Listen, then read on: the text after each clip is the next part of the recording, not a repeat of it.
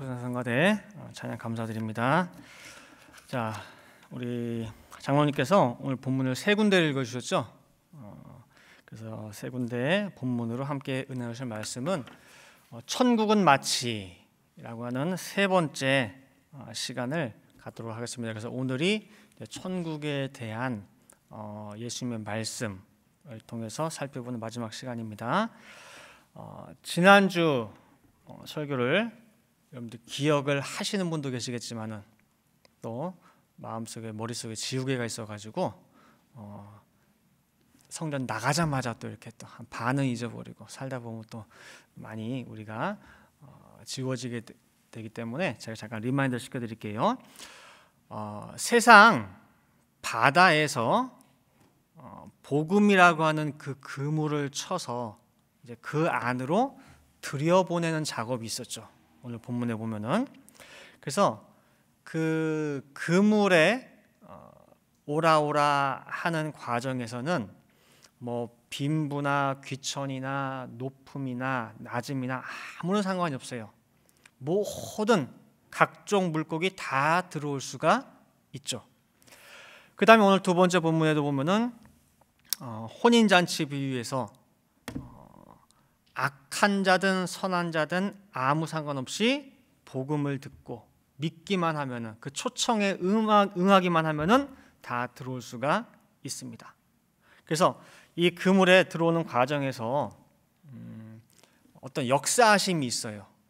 그래서 이상하게 그 초청의 말 믿기만 하면 된다라고 하는 그 복음이 어떻게 보면은 황당할 수도 있고 너무나 동떨어진 말 같기도 하고, 근데 그게 믿어져요.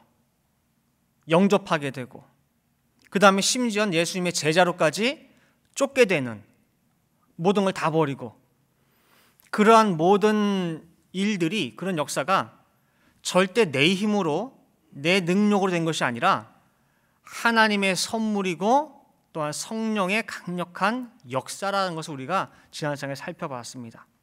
그래서 우리가 예수를 믿을 때 첫 번째로 마음에 새겨지는 인이 바로 이 성령의 인이라고 했습니다.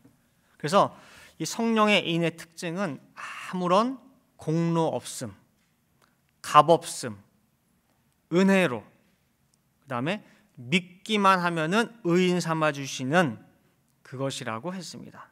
그래서 우리가 예수님 오신 이후의 시대를 성령 시대라고 우리가 표현을 합니다. 자, 근데 오늘 본문 마태복음 13장 말씀 보실 때 그물 속의 물고기가 다 천국에 들어간 것이 아니라 물가로 끌고 나와서 분명히 얼마 전까지도 의인이라 칭해 주셨는데 그 중에서 악인을 골라내는 다음 단계가 있다는 거예요. 그래서 오늘은 이것을 살펴보고자 합니다. 그래서 혼인잔치 비유도 잘 보세요. 길 가다가 다 오라고 했죠. 오라 했어요. 초청받아 왔는데 나중에 시작하기 전에 어떤 작업이 있느냐? 예복이 있는지 없는지를 검사하죠. 그래서 청함을 받아서 왔다 할지라도 거기서 끝이 아니라 예복을 준비해야 되는 다음 단계가 있다는 것을 또한 우리에게 알려주고 있다는 거예요. 그렇다고 한다면은 그 다음 단계, 값없이 부르시는 단계가 있으면은 그 다음 단계는 과연 무엇이며 우리가 할 일이 무엇인가? 자, 살펴볼 텐데 이 가르침을 주는 선생님이 바로 오늘 본문 계시록 14장 1절에 등장하는 14만 4천인입니다. 14만 4천인, 이 사람들은 모든 과정을 다 통과한 사람들이거든요. 그래서 그들의 모습을 보면은 우리가 저들을 보면서 뭘 해야 되는구나 알 수 있는 힌트를 주거든요. 그래서 그 사람들의 모습을 보니까 그들에게는 어린 양의 이름과 아버지의 이름이 있어요. 어디에 있죠? 이마에. 자, 그러면은 하나님은 삼위일체죠. 그죠? 성부 아버지, 성자 예수, 성령 삼위일체인데 14만 4천의 이마에 왜 2개밖에 없을까요?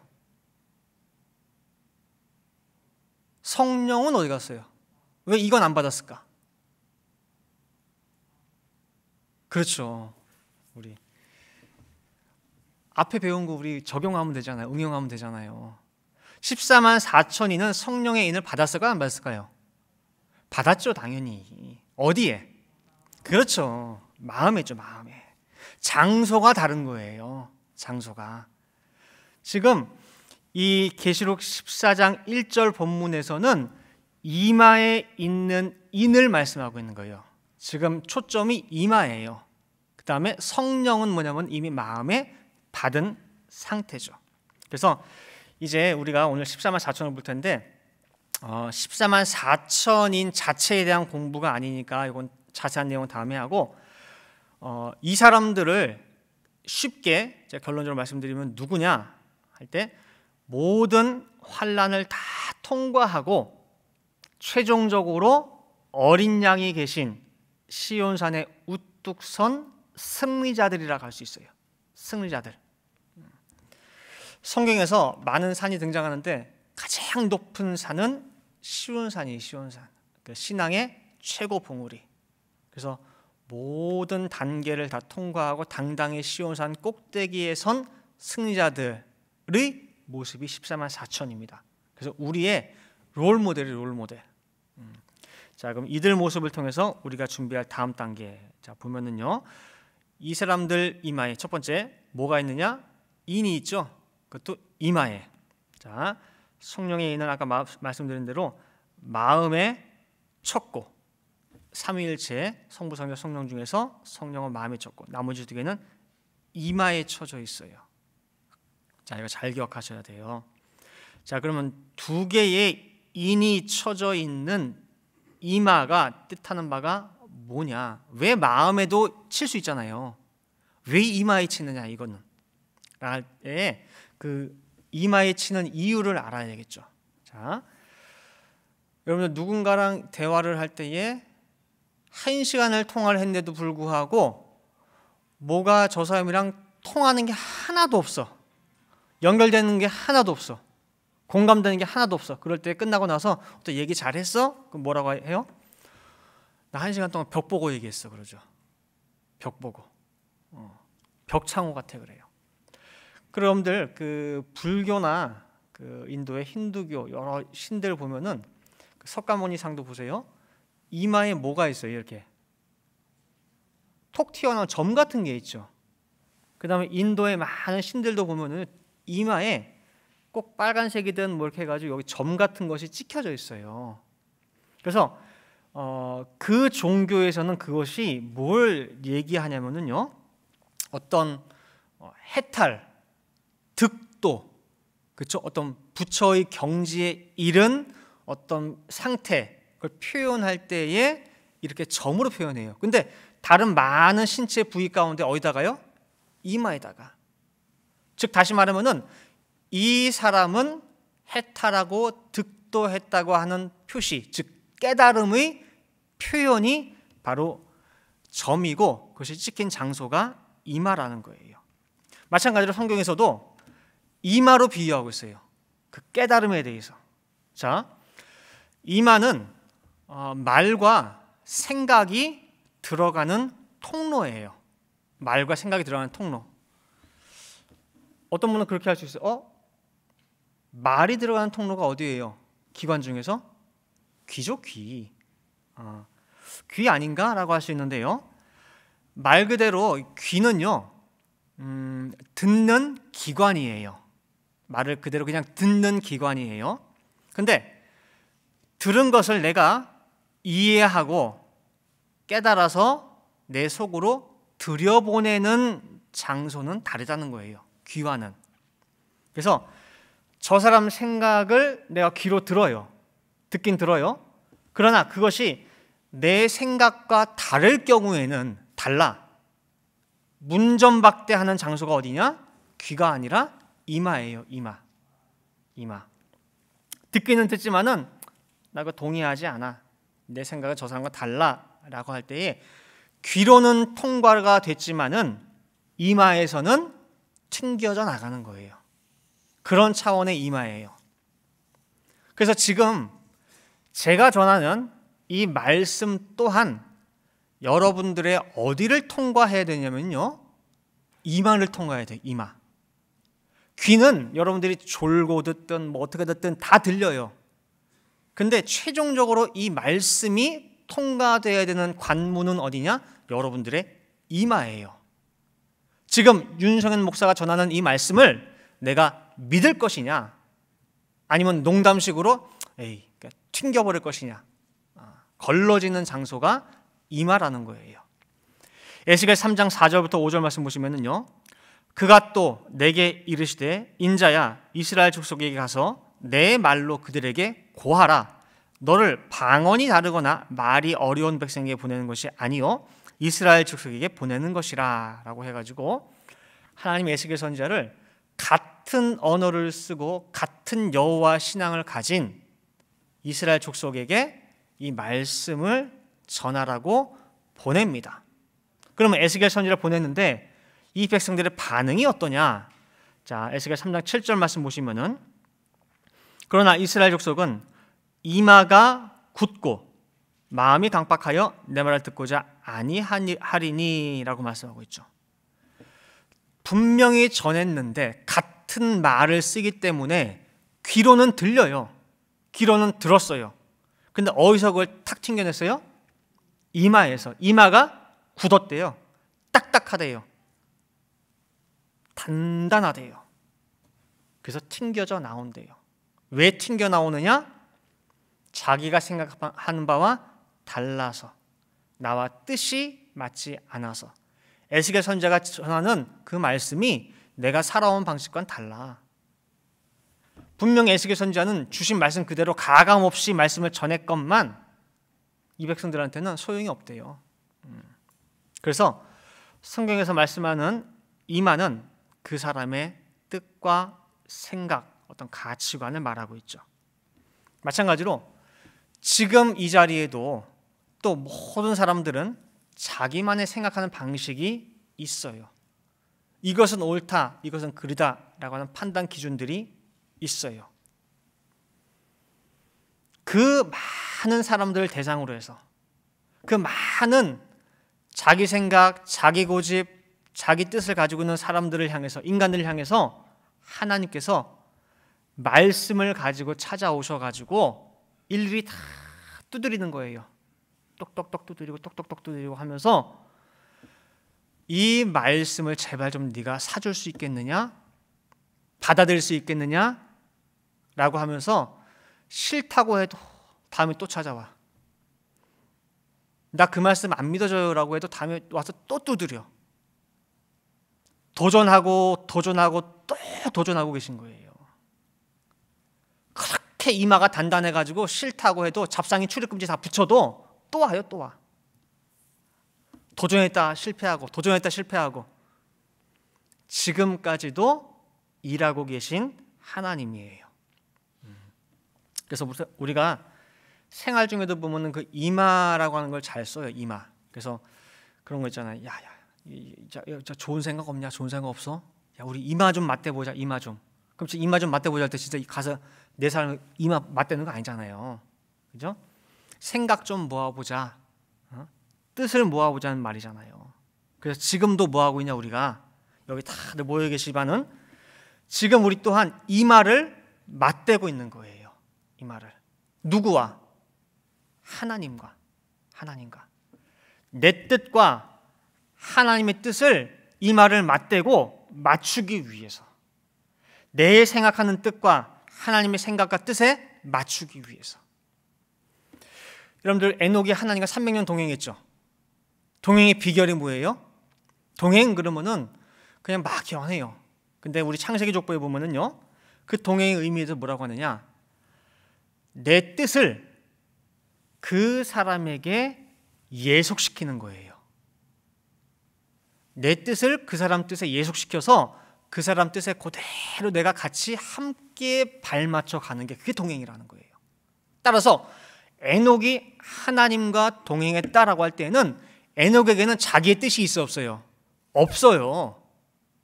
하나님 뜻에다가 기준을 맞춰가지고 거기다 다 맞추는 거예요. 그게 동행이에요. 따라서 이러한 동행이 이루어지기 위해선, 뜻이 하나가 되기 위해서는 마음뿐만이 아니라 지식적으로도 네가 새로워져야 된다라고 성경은 말씀하고 있는 거예요. 골로새 3장 9절 10절 말씀 보시면은 너희가 서로 거짓말을 말라 옛사람과 그 행위를 벗어버리고 새 사람을 입었으니 이는 자기를 창조하신 자의 형상을 쫓아 지식에까지 새롭게 하심을 받는 자니라 라고 말씀하고 있어요.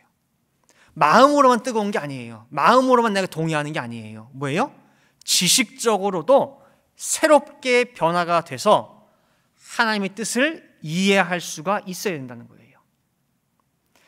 이제 10살짜리 꼬마아이가 자기 꿈이 과학자야. 그래서 뭐 앨런 머스크처럼 로켓도 쏘아 보내고 뭐 그런 세계 어떤 인류 발전에 공헌하는 위대한 과학자가 되고 싶어. 로켓을 꼭 쏘고 싶어. 그 생각만 하면 마음이 부풀어 오르고 그냥 막 벅차. 잠도 못 자. 그 마음과 꿈만 가지고 과학자 됩니까? 아니에요. 그 다음에 할 일은 뭐예요? 그 뜨거운 마음 플러스 그 열정 플러스 공부해야죠. 연구해야죠. 과학자가 되기 위한 지식을 쌓아야죠. 그래서 성경도 에베소 4장 13절 말씀에 우리가 다 하나님의 아들을 믿는 것과 여기서 끝나는 것이 아니라 그 다음에 뭐예요? 아는 일에 하나가 되어 온전한 사람을 이루어 그리스도의 장성한 분량이 충만할 때까지 이르리니 그랬어요. 믿는 것은 하나님의 선물이고 내 마음의 역사하는 성령의 역사고 인이에요. 여기서 그치는 것이 아니라 아는 일도 함께 뒤따라야 된다는 거예요. 이 알미 뒤따르지 않으면은 어린아이래요. 어린아이. 거기서 크지를 못해요. 에베소 4장 14절 말씀 이는 우리가 이제부터 어린아이가 되지 아니하여 사람의 괴술과 간사한 유혹에 빠져 모든 교훈의 풍조에 밀려 요동치 않게 하려 함이라 그랬어요. 바로 그 전에 13절 말씀 아는 일이 수반되지 않은 믿는 것에만 머물러 있으면 뭐예요? 어린아이고 이제는 제발 지식적인 부분도 함께 돼가지고 이제 어린아이 차원을 벗어나서 세상의 간사한 유혹 뭐 그런 괴술에 빠지지 말라는 거예요. 어린아이처럼 뜨거움만 있으면은 반드시 뭐예요? 열이면 열 다 속게 돼 있대요. 사기꾼한테 미혹되고 당하는 것도 왜냐? 모르니까. 그래서 호세아 4장 6절 말씀에도 보면은 하나님께서 얼마나 답답하신지 내 백성이 지식이 없어 망한데 지식이 없어서. 근데 오늘 본문에 나타나는 시온산에 선 14만 4천은 마음에만 인이 있는 것이 아니라 어디에 인이 있어요? 이마에도 있다는 거예요. 그러면은 이제는 이 이마에 인이 쳐져 있다라고 하는 의미가 무슨 의미인지 좀 와닿으세요? 네. 마음에만 머물면 안 됩니다. 이마에도 나아가야 돼요. 자, 그러면은 이제 이마에 이 인이 쳐져야 되는구나. 그것도 삼위일체 중에 두 가지가 이마에 있어요. 두 가지가. 그죠? 자, 그럼 이제 두 번째 궁금한 게 뭐냐면은 이 인을 그럼 누가 치느냐 궁금하죠. 자, 먼저 인이 가지고 있는 그 의미, 상징적 의미가 뭐냐면은요. 도장을 꽉 찍었다라고 할 때 도장에 찍힌 그것은 진짜란 얘기예요. 또 도장을 꽉 찍었다라고 할 때는 도장을 친 사람이 이것에 대해서 내가 보증한다는 얘기예요. 보증한다는 얘기. 그 다음에 또 도장을 꽉 찍었다. 그러면 이제부터는 이것은 내 거란 얘기예요. 그런 의미가 있어요. 도장은. 이건 진짜다. 내가 보증한다. 이제부터 이거는 내 소유다라고 하는 의미가 있어요. 자, 뭘 허가해줬어. 퍼미션이 나왔어요. 꽝 도장 찍어주죠. 그건 뭐예요? 내가 통과시켜준다는 얘기예요. 내가 보증하니까. 자, 통관증. 졸업장에 도장에 꽉 찍혀있죠. 교장 선생님. 그렇죠? 그건 뭐예요? 그 교장 선생님이 이 졸업장을 받는 이 사람에 대해서 이 사람은 우리 학교에서 요구하는 모든 과정을 다 통과했음을 내가 보증한다는 의미로 찍어주는 거예요. 자, 확실하다는 거죠. 자, 물건 제품도 마찬가지예요. 한국에 보면 옛날에, 지금도 있나 모르겠네요, KS 마크 붙어 있죠. KS 마크. 그 마크 붙어 있는 것은 이 제품을 믿을 수 있다는 얘기예요. 자, 내가 집을 샀어. 그럼 모든 그 계약 사항을 다 맞춘 다음에 최종적으로 계약서에 뭐 찍어요? 나의 인감 도장을 거기다 딱 찍어요. 그 다음부터 이 집은 누구 거예요? 인감 도장 찍은 내 거예요. 따라서 어린 양의 이름, 하나님의 이름이 그 14만 4천의 이마에 있다라고 하는 것은 이 사람은 하나님께서 보증하는 확실한 사람이라는 거예요. 내가 이 사람을 이렇게도 시험해보고 불에도 넣어보고 물에도 넣어보고 잡아뜨려 보기도 하고 구덩이도 집어넣어보고 다 해봤는데 변함이 없어. 초지일관 똑같아. 믿음이 그냥 불에 넣는데도 금같이 나와. 내가 이 사람은 보증해 라고 찍어주는 거예요. 그리고 이 사람은 이제 내 거야. 이제 세상이 건들지 못해 라고 내 소유로 찍어주시는 거예요. 자, 그러면 이 도장을 당연히 어린 양의 인이 있고 아버지의 인이 있으니까 누가 찍는 거겠어요? 어린 양이 찍고 아버지가 찍겠죠 라고 하는 게 일반적인데 아니에요. 아버지의 인인데 아버지가 찍는 게 아니고 어린 양의 인인데 어린 양이 찍는 게 아니에요. 계시록 7장 2절부터 4절 말씀 보시면은 또 봄에 다른 천사가 살아계신 하나님의 인을 가지고 해 돋는 데로부터 올라와서 땅과 바다를 해롭게 할 권세를 얻은 네 천사를 향하여 큰 소리로 외쳐 가로되 우리가 우리 하나님의 종들의 이마에 인치기까지 땅이나 바다나 나무나 해하지 말라 하더라. 내가 입맞은 자의 수를 들으니 이스라엘 자손의 각 지파 중에서 입맞은 자들이 14만 4천이니 라고 했죠. 아까 분명히 14만 4천의 이마에 두 가지 인이 있는 걸 봤는데 그걸 치는 게 누구예요? 지금 보니까 다른 천사가 인을 가지고 치잖아요. 그죠? 천사가 인을 쳐. 천사가. 예수님께서도 이와 같은 맥락을 가진 말씀을 하셨어요. 세상 끝에 인자가 다시 오는데 그 인자의 역사가 어떻게 이루어지느냐. 구름 타고 오시는 그 인자가 구름 타고 인자가 와가지고 직접 어떤 일을 하는 것이 아니라 천사들을 세계 만방에 보내서 택함 입은 자들을 불러 모은다는 거예요. 인자가 일일이 다 뛰어다니면서 하는 게 아니라 누굴 보낸다고요? 천사들을 보내서 청함받은 자들을 데려오는 것이 아니라 택함받은 자들을 뭐예요? 불러서 모은다는 거예요. 방금 읽은 계시록 7장 2절과 2절부터 4절의 인치는 역사와 같아요. 자, 마가복음 13장 26절 27절 말씀 봅니다. 그때에 인자가 구름을 타고, 지금 예수님이 하신 말씀이에요. 그러니까 예수님도 인자고 그다음 인자가 다시 아버지의 영광으로 구름을 타고 올 때 그때 얘기하는 거예요. 인자가 구름을 타고 큰 권능과 영광으로 오는 것을 사람들이 보리라. 또 그때에 저가 천사들을 보내요. 자기 택하신 자들을 땅 끝으로부터 하늘 끝까지 사방에서 모으리라 말씀하고 있죠. 천사가 하고 있어요. 근데 오늘 보면 마태복음 13장 48절부터 50절에서도 누가 물고기를 골라내느냐. 자, 아까 제가 말씀드렸죠. 큰 바다에 그물을 쳤어요. 그 다음에 그물로 들어온 고기들을 무트로 가지고 오죠. 그 다음에 의인 중에서 악인을 골라내죠. 거기도 보면 누가 나와요? 네.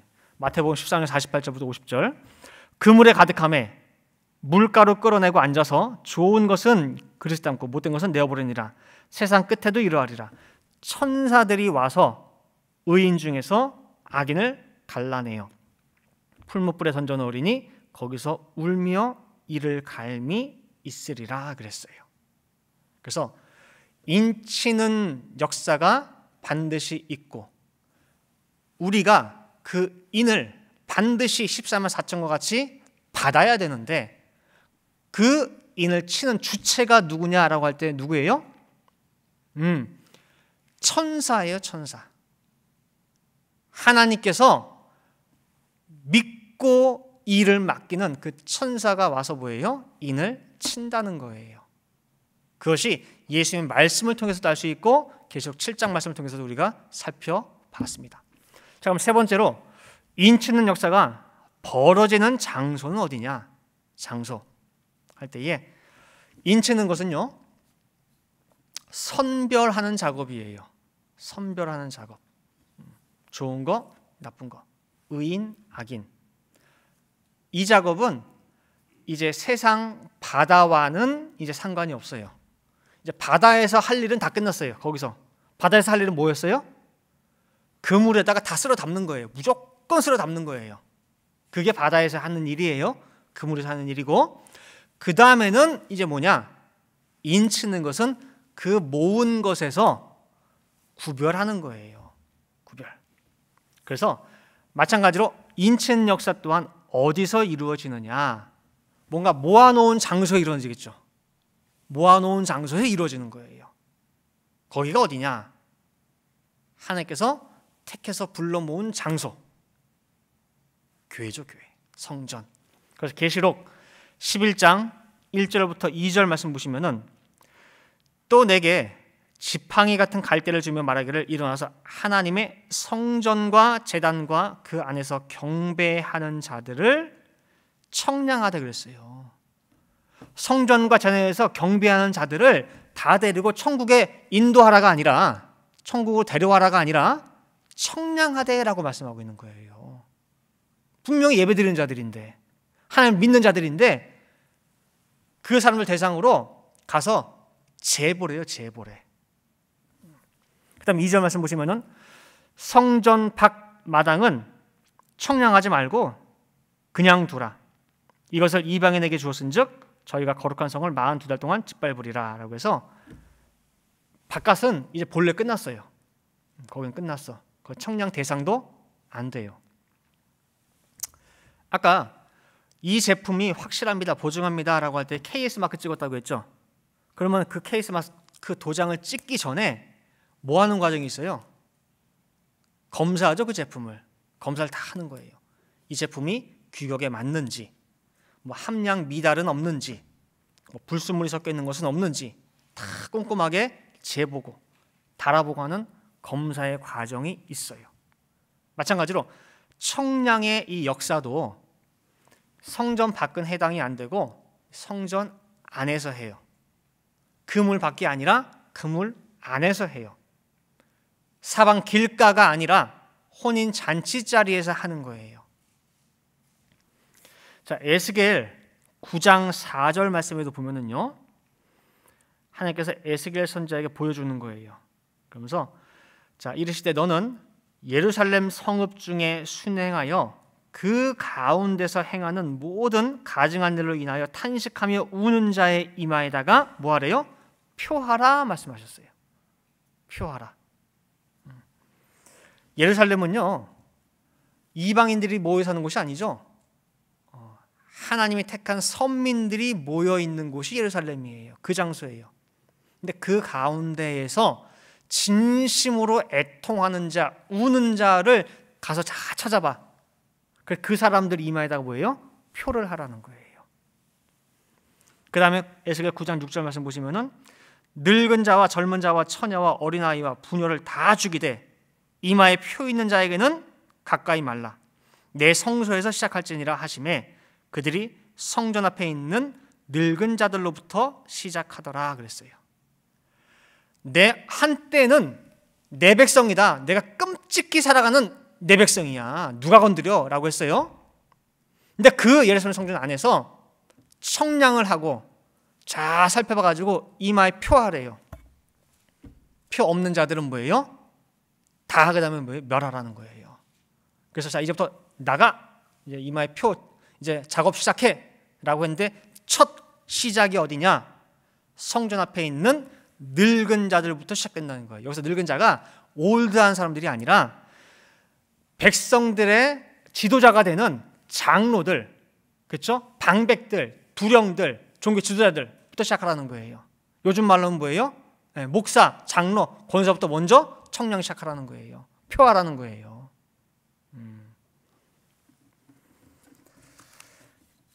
그래서 인치는 장소 어디예요? 하나님을 믿는 사람들이 다 모인 데서부터 시작이 돼요. 그 자리예요. 자, 이제 결론 맺도록 하겠습니다. 혼인잔치 자리에 청함을 받은 자가 많았습니다. 그런데 이 사람들 모두 택함을 받지는 못했어요. 예복이 없어서. 자, 오늘 마태복음 22장 본문에 잔치에서 예복이 없어 쫓겨난 한 사람의 예를 보여주는데, 자, 과연 쫓겨난 사람이 많을까요? 남은 사람이 많을까요, 여러분들? 쫓겨난 사람이. 오늘 본문에는 그 왕이 들어와가 너 왜 안 입었니? 그래서 한 사람 쫓겨났거든요.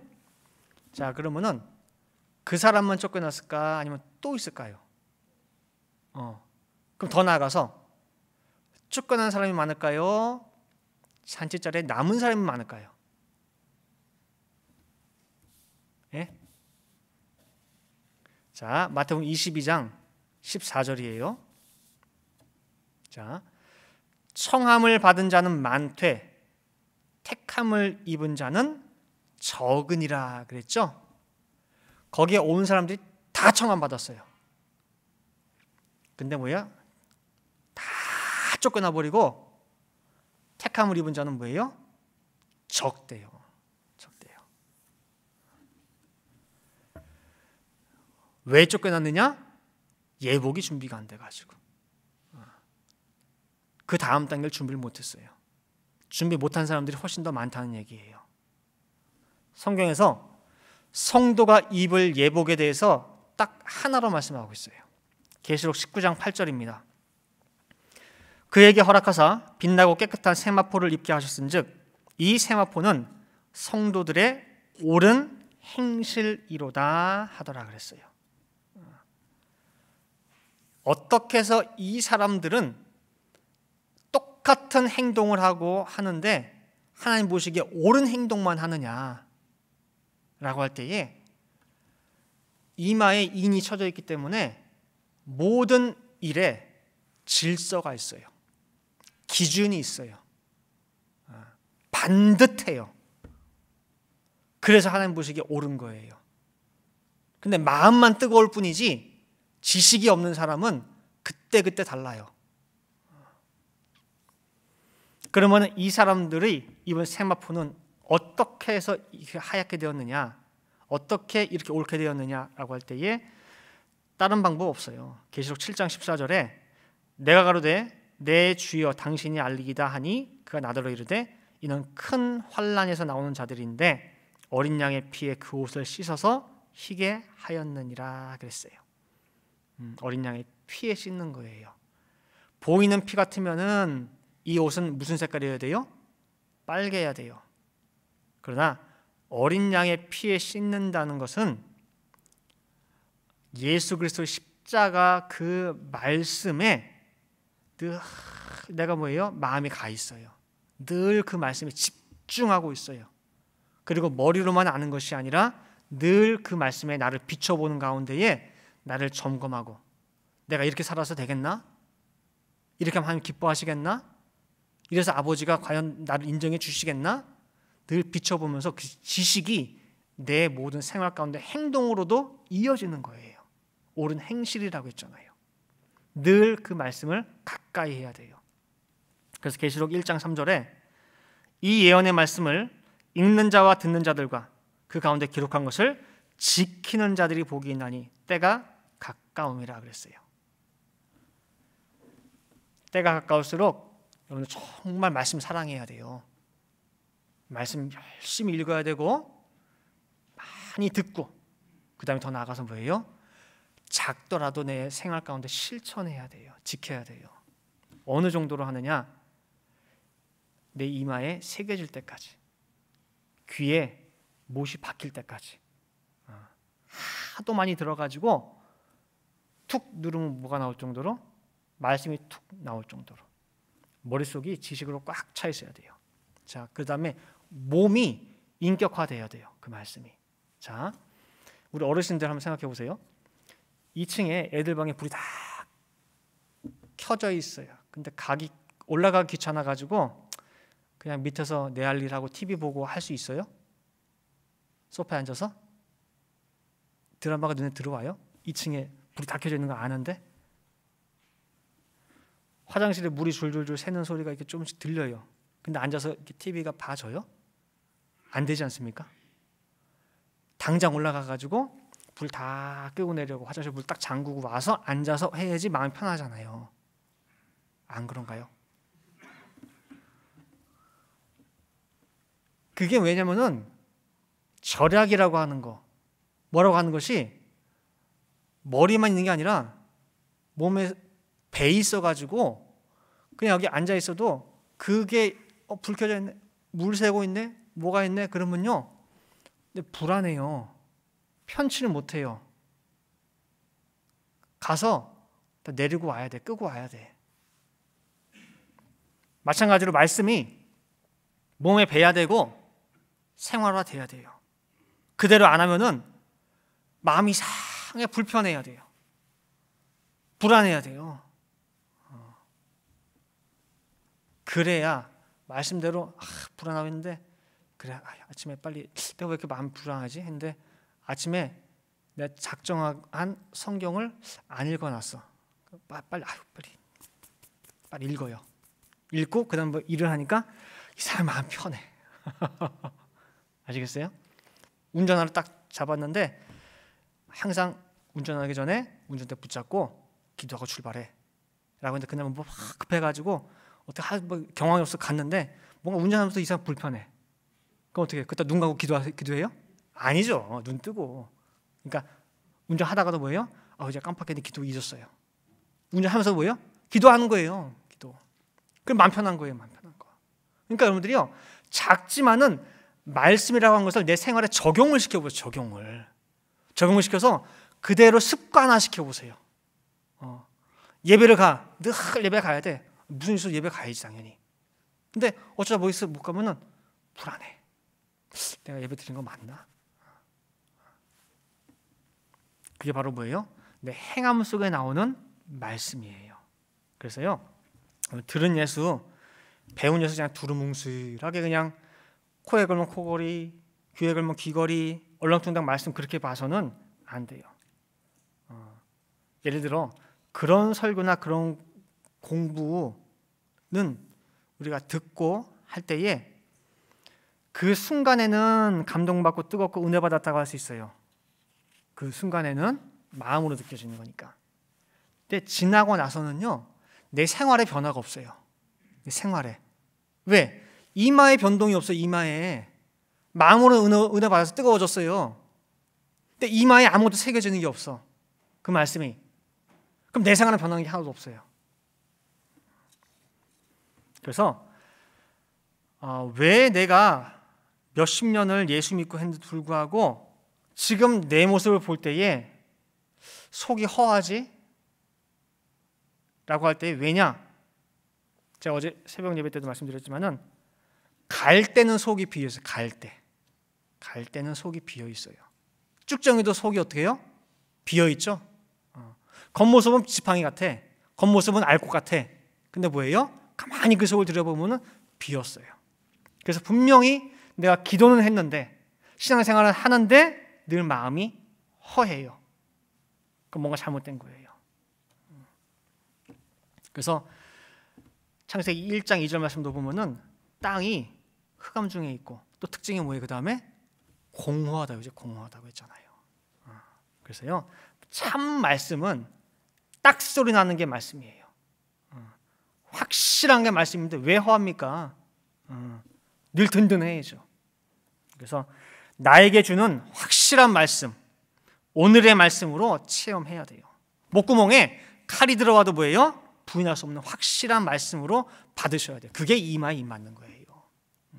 사도 요한은요, 얼마나 확실한지 이 말씀은 내가 듣고 보고 심지어 내 손으로 만져봤다라고 할 정도로 확실한 말씀이었어요.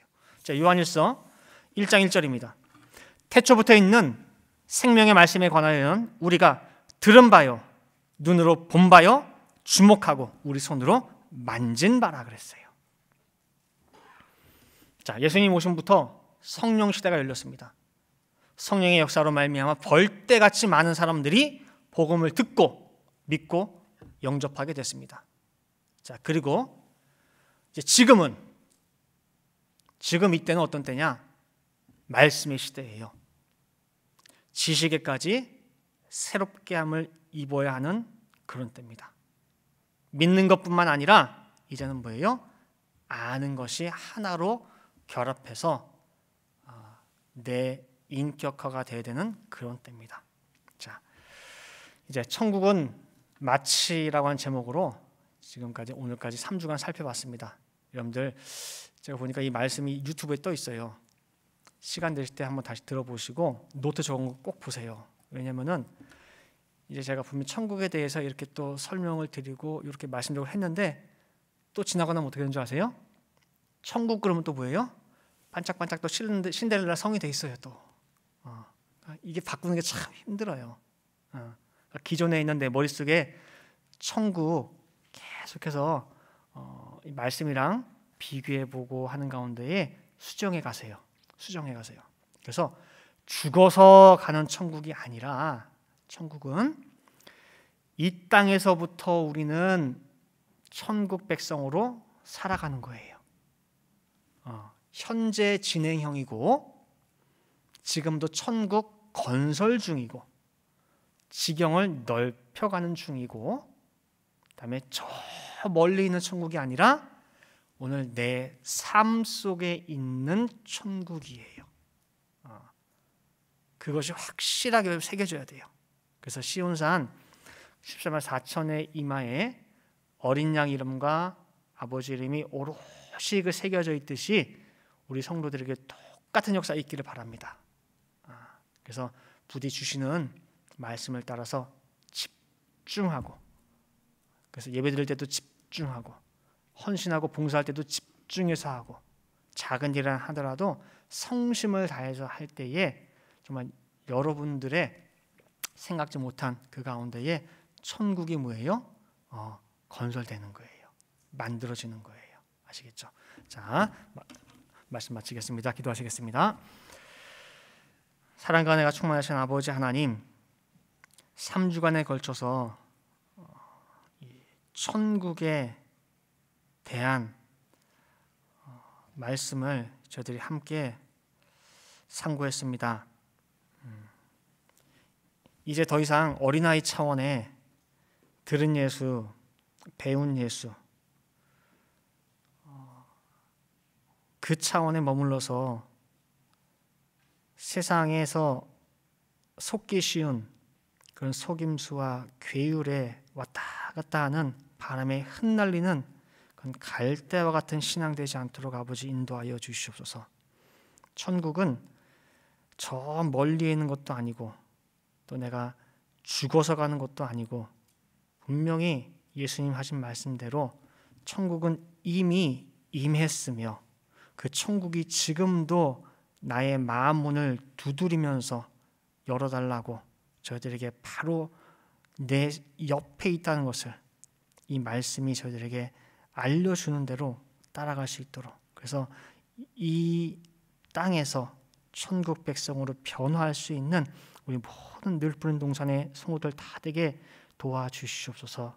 작은 일을 하더라도 그 일에 성심을 다하게 도와주시고 정성을 다하게 도와주시고 집중할 수 있게 도와주시고 정말 말씀이 온전히 내 안에 들어와 내 삶의 기준이 되고 지표가 됨으로 말미암아 우리들이 하는 모든 일들 하나하나가 아버지 보시기에 옳다함을 입을 수 있고 아버지의 기뻐하심을 입을 수 있는 그런 에녹과 같은 삶이 될 수 있도록 인도하여 주시옵소서. 말씀을 받으면 받을수록 내 생각은 다 사라지게 도와주시고 내 가지고 있던 잘난 거, 교만한 거, 오만한 거 다 사라지게 도와주셔서 이제는 내가 사는 것이 내 뜻대로 사는 것이 아니요 오직 아버지의 뜻에 따라 삽니다 고백할 수 있는 진정한 참 동행을 할 수 있는 우리 성도되게 도와주시옵소서. 그리하여 어떠한 세상의 사상도 이론도 흔들지 못하는 참된 말씀의 사상들이 우리 성도들의 이마에 그대로 새겨질 수 있게 도와주시어서 정말 14만 4천과 같이 정말 시온산에 우뚝 설 수 있는 승리자들 다 되게 도와주시옵소서.